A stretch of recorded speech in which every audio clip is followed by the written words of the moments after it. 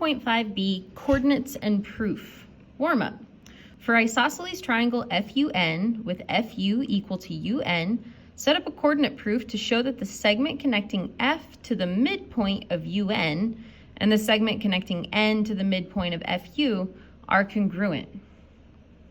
So we're trying to do an isosceles triangle, and if we're going to try and draw this in the general case, this is not a specific isosceles triangle. If we want to draw this in the general case, we know that isosceles triangles are symmetric, and symmetric drawings are best if you do them in the top two quadrants. If you do it in the first quadrant for an isosceles triangle, it is totally possible and totally fine, but it helps a little bit if you split it between the two top two. You can set this up in one quadrant. So we're going to draw an isosceles triangle, and we're going to call it FUN.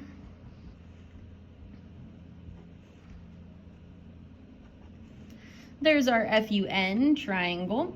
And what we're trying to do is talk about the midpoint of UN and the midpoint of FU. So if you add additional dots onto your diagram, you should also give them names. We can call one of them M, standing for midpoint, that's fine. But we really can't call the second one M, so pick a different letter, and we already used N. So I'm gonna pick another one, I'm just gonna pick an L. So the only reason it's not M and M is because they're different spots. So here's our setup, and what we're trying to talk about is the segment that connects N to M, so I'm going to just draw that as a dotted line, is congruent to F to L. That's what we're trying to talk about in this guy. So now when we want to add our coordinates onto this, normally you would probably want to call this A, 0, because we're going to the right A units. But something to note is that we're talking about midpoints. So if we're talking about midpoints, we're going to try to cut some lengths in half. So it would be nice if it were an even value for your coordinate point so that when you cut it in half, it makes it even. So let's make this N, let's make this 2A, 0. Let's make F negative 2A, 0, because they're going to be symmetric since it's isosceles. And then up here at U, this is going to be 0, and then this height is different because it's not equilateral. It's just an isosceles triangle, but we can still make this length double, so we'll call it 2B. So then the last thing we need, this is our setup here. Our last thing that we need is our given and our prove.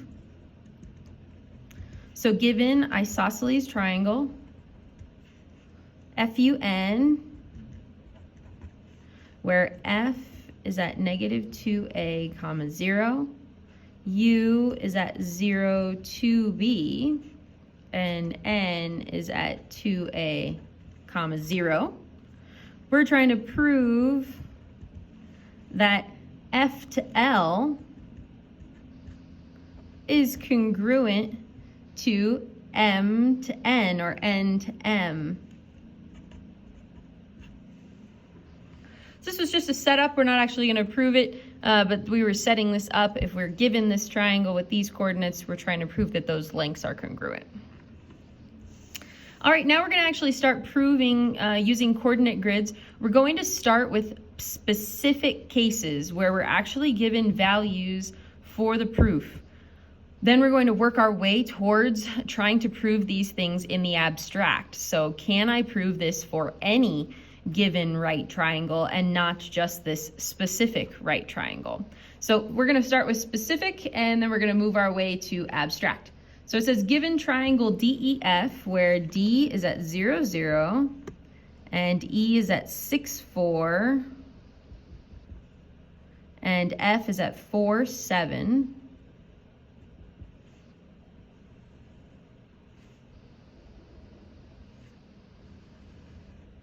We're trying to prove that this is a right triangle. So how does one show that something is a right triangle, or what is the definition of something being a right triangle? So there are two different ways that you can show that something is a right triangle. You can either use the Pythagorean theorem, or you can show that it has one right angle. And in math, if you want to show that something's got a right angle, you need to know about the slope, and the slope needs to be perpendicular. So in this proof, this is my plan, a very small plan. I'm going to use slopes to show that two of the lines are perpendicular. If I can show that two of the segments are perpendicular, I can show that this is a right triangle. So if you look at the diagram, you can kind of see which two lines are going to be perpendicular. We do need to show the slopes for all three segments compared to each other, and then show that one set is perpendicular. But we can kind of see that EF is perpendicular to DE, but we need to prove it using slope.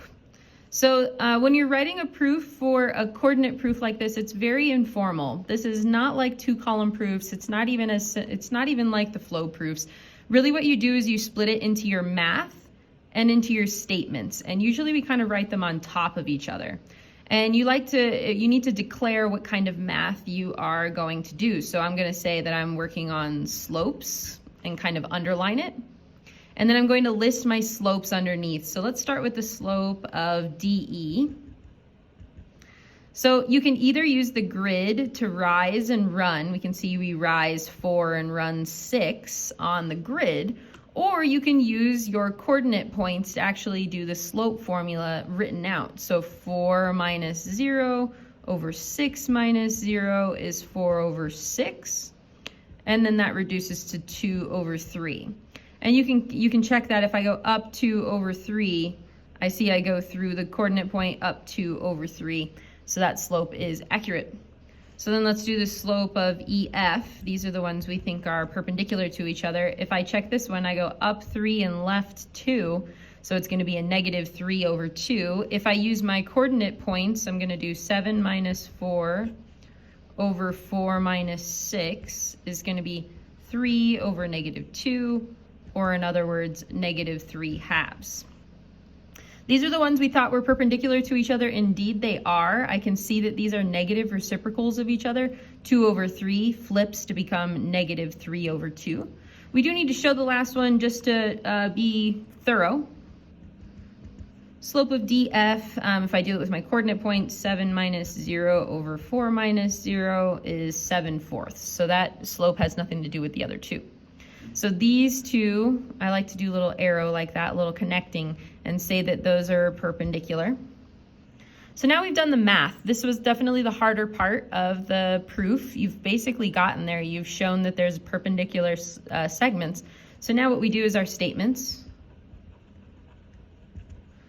And we take that mathematical stuff and we turn it into English statements to say that, like, come to a conclusion. So we're going to say the slope of DE is a negative reciprocal of the slope of EF. That's how you write that in math. You're saying that the slope of DE is a negative reciprocal of the slope of EF. So that means that DE is perpendicular to EF. So that means that angle DEF is right. And finally, that means that DEF is a right triangle. So very informal. You just kind of list the statements out based on the math that you've shown up above and just come to your conclusion that DEF is a right triangle. We're going to try another example that is slightly more complex, not by much, but it's another specific example. This is a specific quadrilateral. The last one was a specific right triangle. And the last example today is going to be a general case. So we're going to try this on with just letters and no numbers. So given quadrilateral ABC, A is at 0, 0, B is at 2, 4, C is at 7, 4, and D is at 5, 0.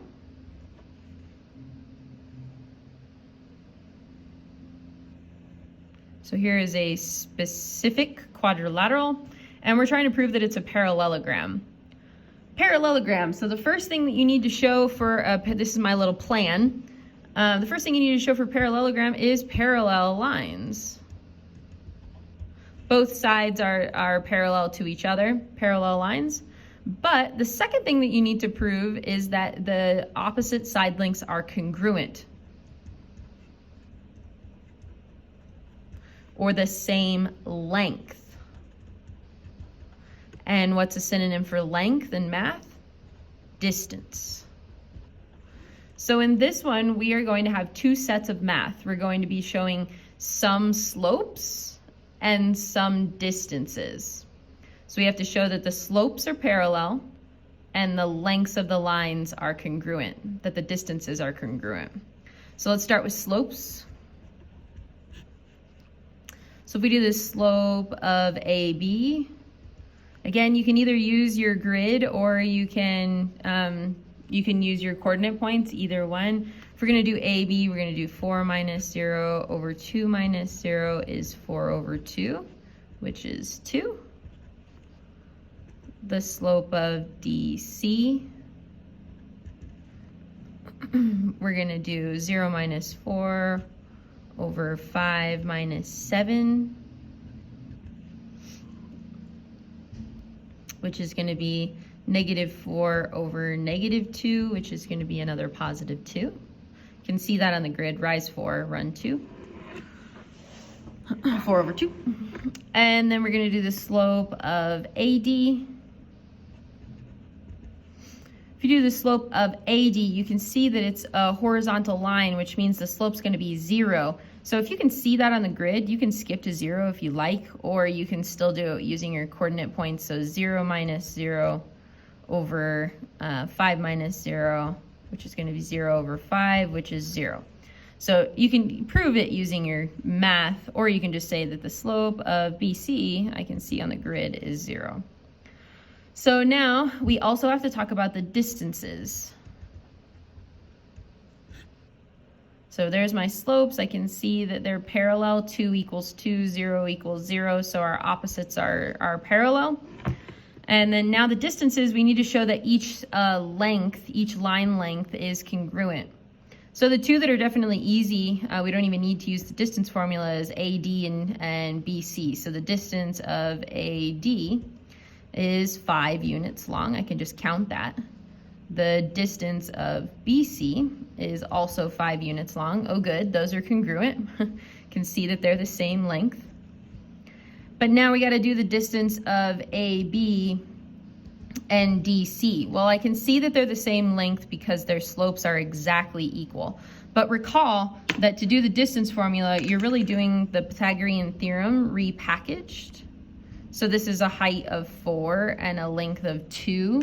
So when we do our distance formula, it's going to be 4 squared plus 2 squared, which is going to be square root of 16 plus 4, which is the square root of 20.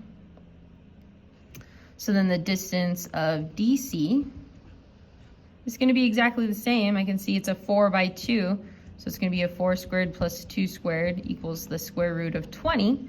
And oh good, those lengths are congruent. Yay! So now we skip to our statements. I'm going to write them over here. So we're trying to come to the conclusion that ABCD is a parallelogram. So first, let's say that the slopes are equal and parallel. So the slope of AB is equal to the slope of DC. So AB is parallel to CD. Yay! Or DC, whichever. And then the slope of AD equals the slope of BC. So AD is parallel to BC. Yay! 2 sets of parallels. And also, I'm just going to put that as a connector here. And also, AB is congruent to CD. So AB equals CD. And also, we've got BC is congruent to AD. So BC equals AD. So ABCD is a parallelogram. Using slopes and distances, we show that there are two sets of parallels and two sets of congruents, so ABCD is a parallelogram. All right, now we're going to try one in the abstract. So now we're not talking about a specific item, we're talking about a general item. So it says prove that the diagonals of any rectangle are congruent. We saw this once before, but now we're actually going to prove it. So we're talking about a rectangle in the abstract. So let's name the vertices. So this is A at 0, 0, B at A, 0, C at A, comma B, and D at 0, B. So given rectangle ABCD, where A is at 0, 0, B is at A, 0, C is at A, B, and D is at 0, B. We want to prove that the diagonals are congruent. So we want to show that AC is congruent to BD. So this is in the abstract. So think, how do we show that things are congruent? So the congruent means length. Length means distance. So we're going to be using distances.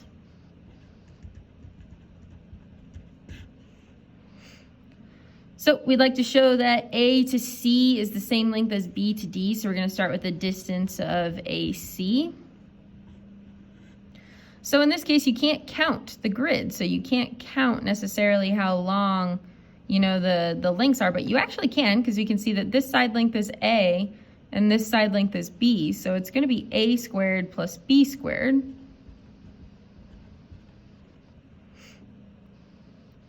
Which you don't change that. I can show you, this is like a little side note here. If you do the square root of 2 squared plus 4 squared, it's not equal to the square root of 2 plus 4. Because this would really be 4 plus 16, which is the square root of 20. But the 2 plus 4 is only the square root of 6. So you're not allowed to just unsquare each of those values and make it 2 plus 4. So we're just going to leave it like this. I know that's funky, but you're just going to leave it. And then we want to do the distance of BD. So I know that this length is B and this length is A, so B squared plus A squared. But the good news is that's commutative, so I can rewrite it to match it exactly, A squared plus B squared. And now we can see that their distances are equal, yay! So AC equals BD, so AC is congruent to BD. Yay! Thank you.